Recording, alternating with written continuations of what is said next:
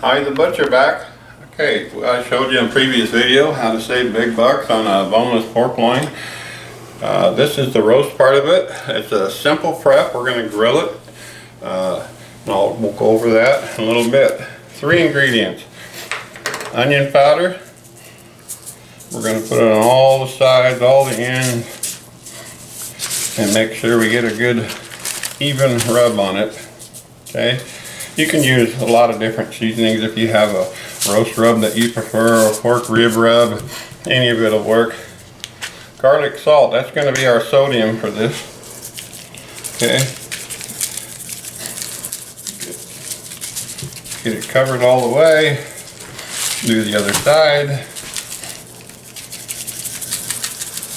And we'll get it nice and even all the way. And then last but not least, gotta have my black pepper. Again, you can use the coarse restaurant style white pepper if you want to mix it up a little. You can put many different spices on it, but this is simple, easy, and it's one of my favorite blends. Okay, so there we go.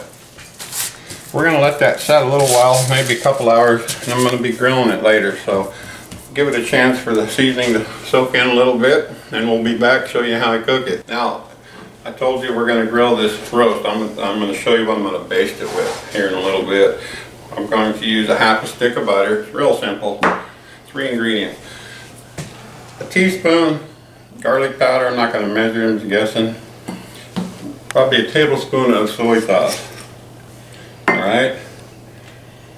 I'm going to gently melt that, and then after we sear this, we're going to baste it with that, and it just adds a little more flavor, and it turns out great. So we'll be back to grill it in a little bit. We got our grill set between 350 and 400. Now we're going to do the searing part. We're going to put it on 8 minutes aside. I'm going to start off fat side down. I don't know if it matters. We're just going to sear it with direct heat, which means got the heat all the way around it. We're going to finish it with indirect heat. So we'll come back in 8 minutes and we'll turn it and we'll baste it. Maintained our heat just under 400. Now it's time to flip it. So we're going to flip her over. Look at the nice pretty grill stripes already. And then we're going to baste it with our melted garlic soy butter. And we're going to leave it another 8 minutes, and then we're going to cook it indirect heat. Should take about maybe another 40 minutes on top of that, so we'll find out. We'll keep track of it. I've got my little thermometer here I'm going to put in it. This is handy as heck. It tells you exactly where you're at on temperature. So we'll go ahead and insert the probe, and you want to go to the thickest part of your meat to get an accurate reading. So we got that good to go. We'll maintain our heat at 350 to 400. Let's see what it's saying for temperature.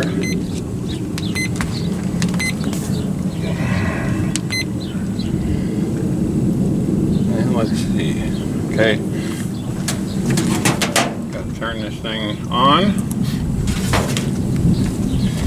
And right now it's showing we're starting off with 56 degrees internal temperature. So we're not going to go to 155. 145 is good enough. So we'll be back to turn on indirect heat in about 7 minutes now.